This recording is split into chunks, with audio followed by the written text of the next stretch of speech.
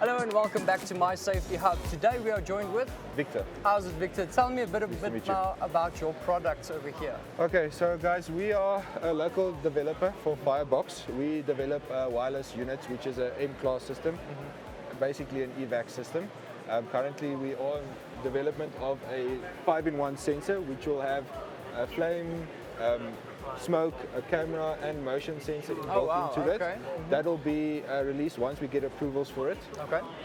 That'll be on a double knock system where it can pick up smoke.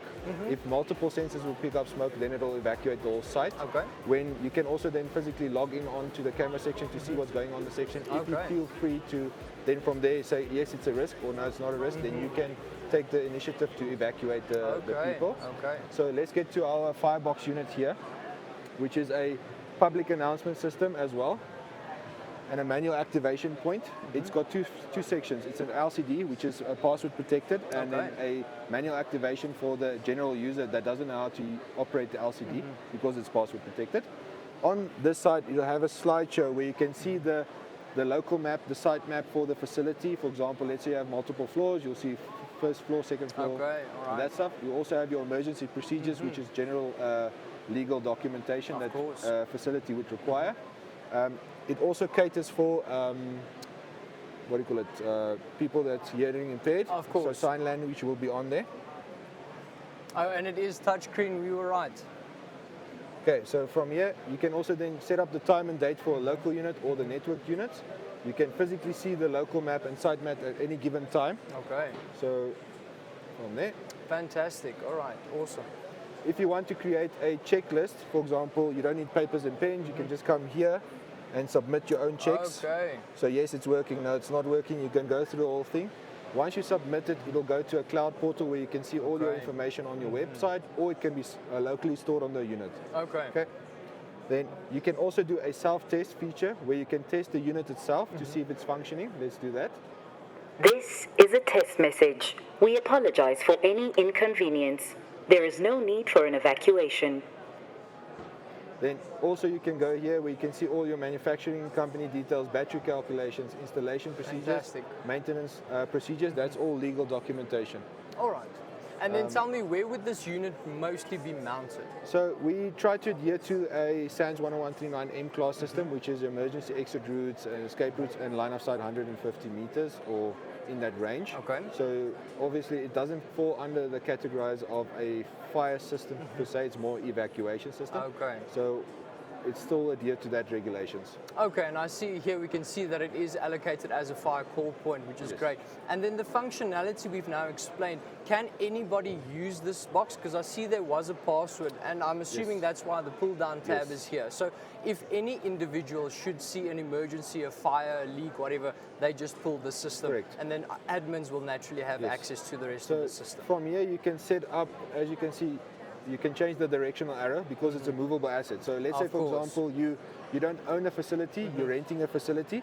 You are also obligated to install a fire detection system to be compliant. You can physically go mount these things to get your whole facility covered to evacuate people.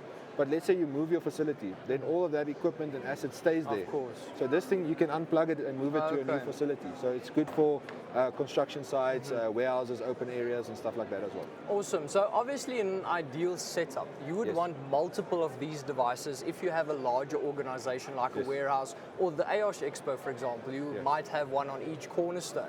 Do they interlink with one another? Yes, so they talk wirelessly with each other up to 3 kilometers. Okay, 3 kilometers. Yes.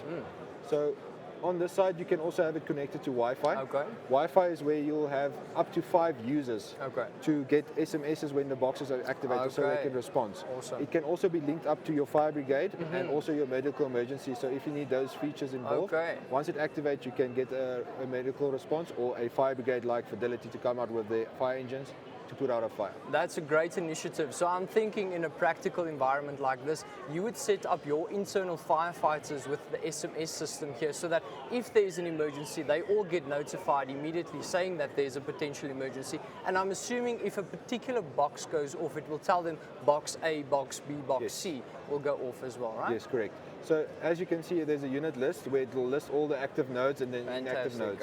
Inactive nodes is basically your IO units, which is, let's come to this side. it's these things here. These are IO Right. units, okay? Okay. So these IO units can link up to any existing fire systems, escalator nodes or elevators. So it can do Okay. mag locks, all of those things. So when the fire system activates, it'll report here and it'll drive all of these things to lift the home and activate the elevator and stuff like that. Great. So it is compatible with various other fire safety systems. So if there's an emergency, we now know the elevators need to be closed down. You can't use them. Maybe the maglock doors need to open. So if you pull down that tab, maglocks, turnstiles, everything releases for safe evacuation. So that's brilliant. All right. And then tell us, I see you have some fire blankets, some fire suppression Yes. balls over here. Tell us a bit more about that. That is just for aesthetics. So what it does, it shows you when you mount the box, this is what you can have underneath it. Okay, all right. So for example, you can have fire extinguishers All on the right, line, you can have fantastic. fireballs as a method of extinguishing, Okay. and fire blankets just in case. All right, so it doesn't only serve a purpose of functionality, but it also looks good. So Yes. innovation at its finest.